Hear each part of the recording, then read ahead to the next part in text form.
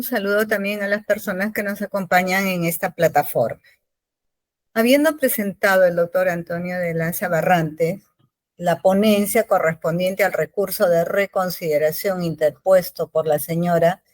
Lilian Janet Murillo Valdivia contra la resolución 153-2022-Pleno Junta Nacional de Justicia, que resolvió, entre otros, imponerle la sanción de destitución por su actuación como jueza superior de la Sala Mixta y Penal Liquidadora de Abancay de la Corte Superior de Justicia de Apurímac, en el marco del procedimiento disciplinario 061-2021, Junta Nacional de Justicia. Invito al doctor Antonio Barrantes para la presentación de la ponencia. Señores miembros de la Junta Nacional de Justicia, señora presidenta, someto a su consideración la ponencia respectiva, como usted bien indica. Voy a dar lectura a una ponencia ejecutiva sobre el particular. La misma que tiene como antecedente la resolución de fecha 10 de noviembre del año 2021, que resolvió abrir procedimiento disciplinario abreviado contra la señora Lilian Janet Murillo Valdivia, por su actuación como juez superior de la Sala Mixta y Penal Liquidadora de Abancay de la Corte Superior de Justicia de Apurímac. Ello en mérito al pedido de destitución formulado por la Presidencia del Poder Judicial mediante oficio de fecha 17 de marzo del año 2021. Los cargos imputados fueron: A. Haber incurrido en retardo de entre 4 a 11 meses en emitir su ponencia o voto en 86 procedimientos asignados a su persona. Y B. Haber extraviado 10 procesos judiciales que le fueron entregados para la emisión de su ponencia o voto. Con dichas conductas, la magistrada habría presuntamente infringido los deberes establecidos en los numerales 1 y 16 del artículo 34 de la Ley de la Carrera Judicial, incurrir en falta muy grave prevista en el numeral 2 del artículo 47 y en la falta muy grave prevista en el numeral 13 del artículo 48 de la citada ley. Por resolución de la Junta Nacional de Justicia de fecha 22 de noviembre del año 2022, se resolvió, entre otros, declarar infundada la excepción de caducidad deducida por la investigada, absorberla respecto del cargo B, y en cuanto a la tipificación de la falta grave prevista en el numeral 2 del artículo 47 de la ley 29277, así como dar por concluir el procedimiento disciplinario e imponerle la sanción de destitución por su actuación como juez superior de la Sala Mixta Penal Liquidadora de Abancay de la Corte Superior de Justicia de Apurímac. Por el cargo A, al haberse acreditado que incurrió en la falta muy grave imputada. Mediante escrito presentado con fecha 25 de noviembre del año 2022, la señora Lilian Janet Murillo Valdivia interpuso el recurso de reconsideración contra la resolución 153 del año 2022, solicitando que se declare fundada. Argumentos del recurso de reconsideración. La recurrente sostiene que se ha vulnerado el debido proceso en el extremo que se declara infundada la caducidad deducida. Señala que desde la fecha en que se produjeron los hechos y se abrió el procedimiento disciplinario ante la OCMA, transcurrieron más de 6 meses produciéndose la caducidad para incoar la acción disciplinaria. Asimismo, indica que el pronunciamiento recaído en la investigación seguida ante la OCMA se realizó luego de transcurrido más de 9 meses desde su instauración, es decir, cuando el procedimiento había caducado conforme a lo establecido por el artículo 259 del texto único ordenado de la ley 27444, lo que debió ser observado por la Junta Nacional de Justicia. Alega que en el procedimiento seguido ante la OCMA existe abierta vulneración al debido proceso por la caducidad notoria del procedimiento administrativo por solicitar su destitución pese a que el pronunciamiento de la ODECMA era de suspensión sin haber motivado la OCMA las razones de cambio de pedido y por no haber solicitado a su informe oral, incumpliendo la garantía del derecho de defensa. Por lo tanto, sostiene el pronunciamiento y pedido de destitución es nulo. Arguye también que la resolución que habla del procedimiento disciplinario iniciado ante la Junta Nacional de Justicia no contiene los hechos que constituyen los cargos debidamente individualizados por sus circunstancias de tiempo, lugar y modo, lo que vicia de nulidad el procedimiento disciplinario de acuerdo al texto del artículo 10.1 del texto único ordenado de la ley 27444. Manifiesta que la resolución que dispone la destitución se citan hechos que no están contemplados en la resolución de apertura, como son los de contenidos en los numerales 29 al 35, sobre los cuales no ha habido descargo, vulnerándose su derecho de defensa y el debido proceso. Expresa que no se le notificaron los anexos de la resolución de apertura del procedimiento disciplinario, lo que cuestionó en su descargo, recibiendo como respuesta que debió ingresar por vía electrónica, lo que a su entender resulta un engañamuchacho, por cuanto le indicaron que el responsable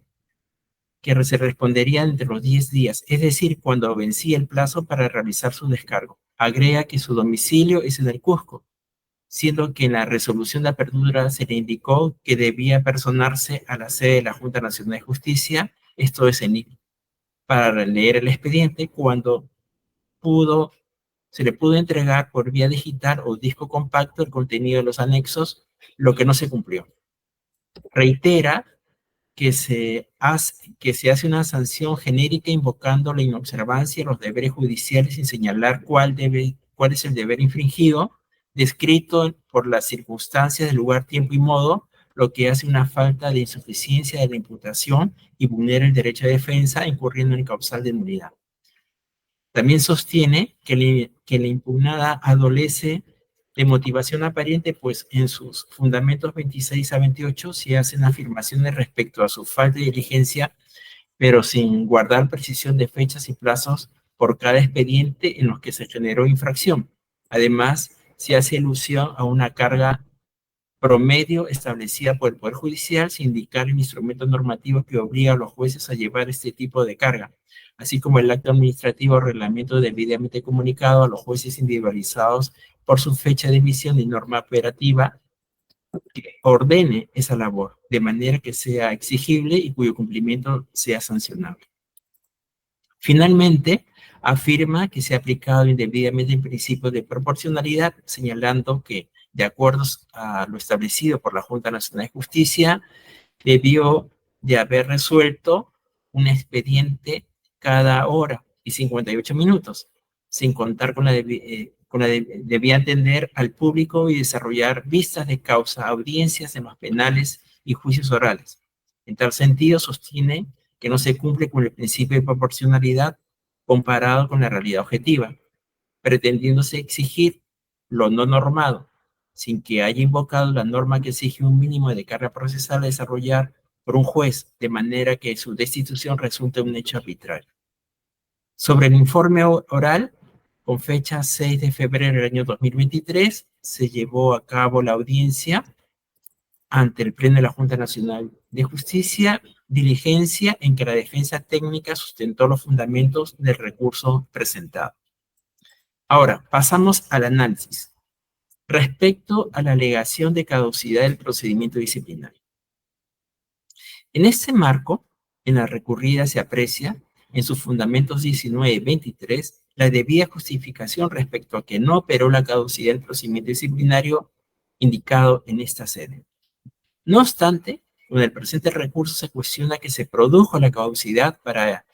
iniciarle procedimiento administrativo disciplinario en sede de control interno del Poder Judicial, al haber transcurrido más de 6 meses desde que ocurrió el hecho imputado y se le notificó la resolución de apertura de la OCMA de Apurímac, y asimismo se le notificó que se produjo la caducidad del procedimiento por haber transcurrido más de 9 meses desde que se inició el mismo ante la OCMA y resolvió solicitar su destitución, lo que, según refiere la recurrente, debió ser observado conforme a lo establecido por el artículo 259 del texto único ordenado de la Ley de Procedimiento Administrativo General. Al respecto, se debe tener en cuenta el principio de especialidad contenido en el numeral 247.3 del artículo 247 del texto único ordenado de la LEPAJ, el cual dispone que, abro comillas, la potestad sancionadora disciplinaria sobre el personal de las entidades se rige por la normativa sobre la materia. Cierro comillas. Por lo tanto, Si la recurrente aduce la caducidad del procedimiento disciplinario tramitado ante la OCMA, el marco normativo aplicable es el constituido por el Reglamento del Procedimiento Administrativo Disciplinario de OCMA, aprobado por resolución administrativa del año 2015, la resolución 243-2015 CEPJ, vigente al momento de producirse los hechos imputados. El artículo 40, inciso 40.1 del citado reglamento establece, abro comillas, el plazo de caducidad para presentar quejas contra jueces es de 6 meses, cierro comillas. Y a su vez el artículo 40, inciso 40.2 del mismo cuerpo normativo establece que el plazo de prescripción del órgano contralor para disponer el inicio del procedimiento administrativo disciplinario es de 2 años de producido el hecho. Conforme se detalla expresamente en la recurrida, los hechos imputados a la recurrente no fueron producto de una queja o parte, sino de una vista judicial extraordinaria realizada el 20 de febrero del año 2019 sobre expedientes pendientes de resolver en el periodo de enero a diciembre del año 2018, siendo que la apertura del procedimiento disciplinario por la jefatura de OCMA de Apurímac se realizó por resolución de fecha 11 de marzo del año 2019. Por lo tanto, se advierte que de modo alguno operó la caducidad de la acción disciplinaria según alega la recurrente, pues esta se instauró de oficio en el plazo establecido reglamentariamente. Ahora bien, con relación a la aplicación del artículo 259 del texto único ordenado, se observa que la recurrente invoca el plazo de 9 meses que habrían transcurrido desde que se instauró el procedimiento ante la ODECMA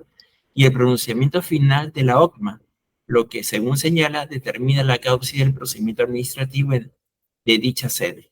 lo que debió ser observado por la Junta Nacional de Justicia. Sobre el particular se debe reiterar y enfatizar sobre el fundamento del principio de especialidad que prevé el artículo en su numeral 247.3 del texto único ordenado aludido precedentemente. En ese sentido, la normatividad vigente al momento de los hechos sobre el tema de los plazos aplicables al procedimiento una vez iniciado, seguido por el órgano de control del Poder Judicial, se regula en los artículos 40, incisos 40.3 y 41 del citado Reglamento de Procedimiento Administrativo de la OCMA, aprobado por Resolución Administrativa 243-2015, publicado en el Diario Oficial del Peruano el día 1 de agosto del año 2015. El plazo en cuestión corresponde a la prescripción del procedimiento que asciende a 4 años desde la apertura del procedimiento disciplinario, no advirtiéndose que el marco normativo especial contenga disposición alguna que establezca la aplicación de la caducidad administrativa a sus procedimientos. En conclusión, la alegación de la caducidad planteada por la recurrente deviene en infundada conforme se resolvió expresamente en la recurrida,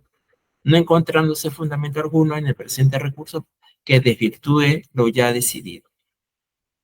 Ahora, respecto a la presunta vulneración del debido proceso, sobre el particular debo señalar lo siguiente.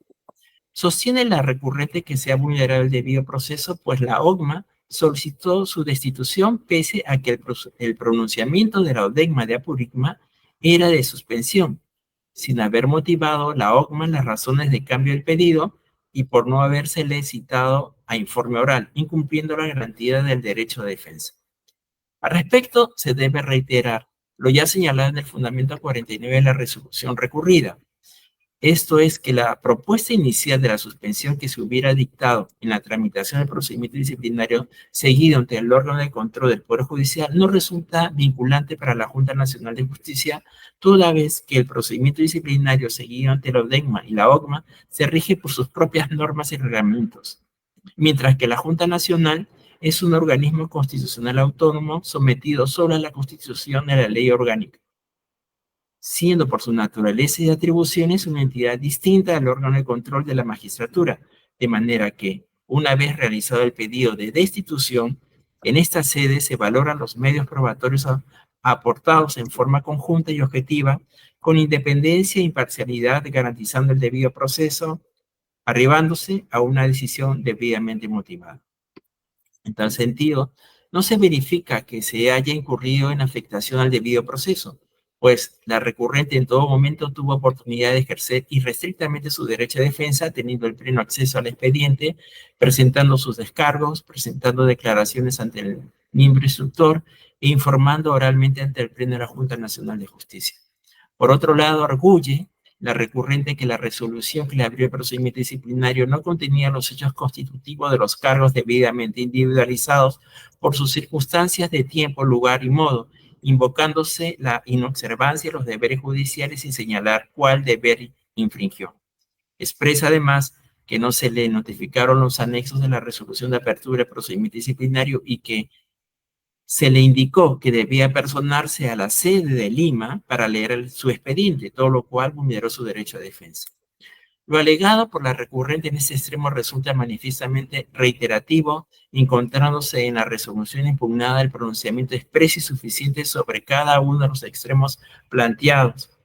En efecto, en la revisión de la resolución que destituye del cargo se encuentra en los fundamentos 41 a 45 la evaluación precisa de los cuestionamientos que ahora reitera, advirtiéndose que el sustento de sus recursos radica en su discrepancia con lo resuelto por el Pleno de la Junta Nacional de Justicia, lo que es insuficiente para amparar un pedido de reconsideración máxime si no se aporta elemento o argumento nuevo alguno que desvirtúe lo ya decidido. Cabe puntualizar, sin perjuicio de ello, que a lo largo del presente procedimiento disciplinario abreviado, la recurrente ha tenido claridad sobre los deberes incumplidos que se le precisa en el marco de imputación, muestra lo cual es que ha presentado sus descargos oportunamente, declarado ante el miembro instructor sobre los hechos imputados e informado ante el Pleno de la Junta Nacional de Justicia sobre los mismos. Cabe precisar además que desde la notificación de la resolución de apertura del procedimiento se impuso a su disposición el expediente para su revisión en forma virtual, careciendo de veracidad que tuviera necesariamente que desplazarse a la ciudad de Lima para ello. Por lo demás, de la revisión de autos se aprecia claramente que desde la realización de la visita judicial que se hiciera por el órgano de control del Poder Judicial, la recurrente tenía pleno conocimiento de las faltas que se le imputaban y los deberes vulnerados, sobre los cuales ha tenido plena libertad para ejercer su defensa. En tal sentido, no es de recibo el argumento referido a que la resolución que dispone su destitución se citan hechos que no están contemplados en la resolución de apertura, como son los contenidos en los numerales 29 al 35. Pues de ellos se realiza la evaluación y valoración de los antecedentes que sustentan su pedido de destitución ante la OCMA, basados principalmente en las actas de la visita judicial de las que tuvo pleno conocimiento en todo momento y sobre la que ha ejercido su defensa, articulando argumentos como falta de personal, excesiva carga procesal, lo que revela no solo una conducta contradictoria, sino que sus alegatos no se ajustan a la realidad de los hechos. También sostiene la recurrente que en los fundamentos 26 al 28 de la impugnada se hacen afirmaciones respecto a su falta de diligencia, pero sin guardar precisión de fechas y plazos por cada expediente en los que se le generó infracción, además de hacer alusión a una carga promedio establecida por el Poder Judicial sin indicar el instrumento normativo que obliga a los jueces a llevar ese tipo de carga. Ese extremo de su recurso deviene igualmente insubsistente, pues pretende desestimar una presunta vulneración al deber de motivación a partir de la lectura aislada de ciertos fundamentos sin tener en cuenta que en los considerandos 24 a 36 se encuentra una pormenorizada y suficiente valoración y justificación de los hechos y la acreditación de que incurrió en la falta disciplinaria muy grave imputada. Es importante indicar en este sentido que se determinó que recurrió en retardo entre los 2 meses y 18 días hasta 11 meses y 13 días aproximadamente para emitir un voto o ponencia en 86 procesos asignados cuyos detalles se encuentran debidamente sustentados en el expediente, encontrándose las referidas correspondientes en la recurrida. De igual manera, no se ajusta la verdad el alegado o el alegato referido a que no se indicó el instrumento normativo que determina la carga promedio estándar que se utiliza en la resolución impugnada como base de la valoración, pues en el fundamento 31 se hace expresa mención a la resolución administrativa 185-2016 del Consejo Ejecutivo del Poder Judicial, publicada el 10 de agosto del año 2016 en el Diario Oficial Peruano, y asimismo el fundamento 46 de la citada resolución administrativa, es decir, la 287-2014 del Poder Judicial, de fecha 27 de agosto del año 2014. Por consiguiente,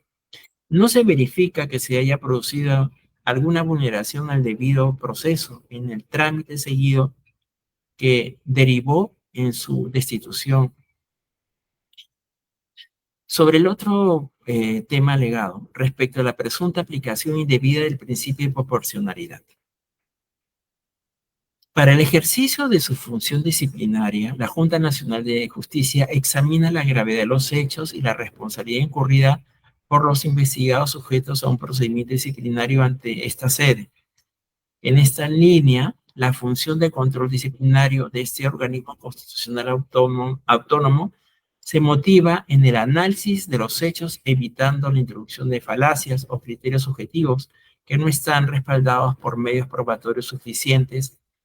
manifestados en conductas concretas que denoten la comisión de hechos que pueden ser pasibles de sanción. En correspondencia con ello,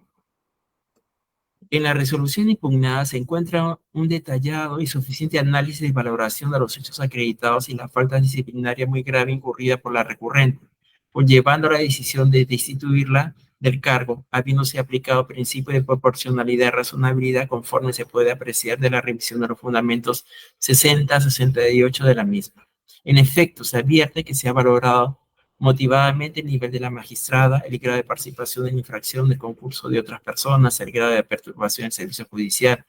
la trascendencia social y el perjuicio causado, el grado de culpabilidad,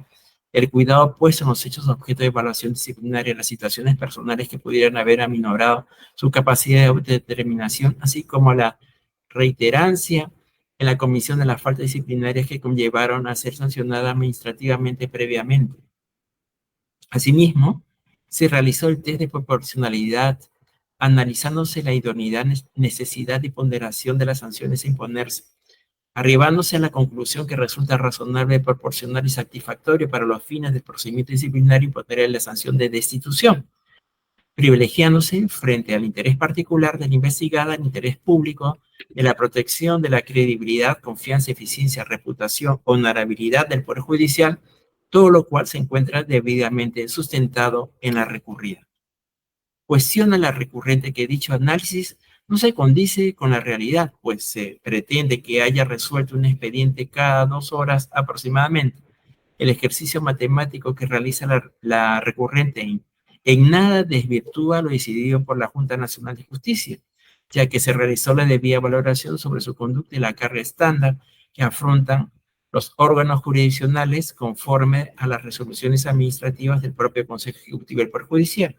relevándose que incurrió en las faltas imputadas a pesar de tener incluso una carga por debajo del estándar establecido. Cabe señalar que el juez es el director del despacho, siendo su responsabilidad organizarlo adecuadamente para atender diligentemente los procesos de su cargo, con sujeción al debido proceso y al ordenamiento jurídico. Por lo tanto, más que justificaciones, estamos frente a excusas sobre situaciones inexcusables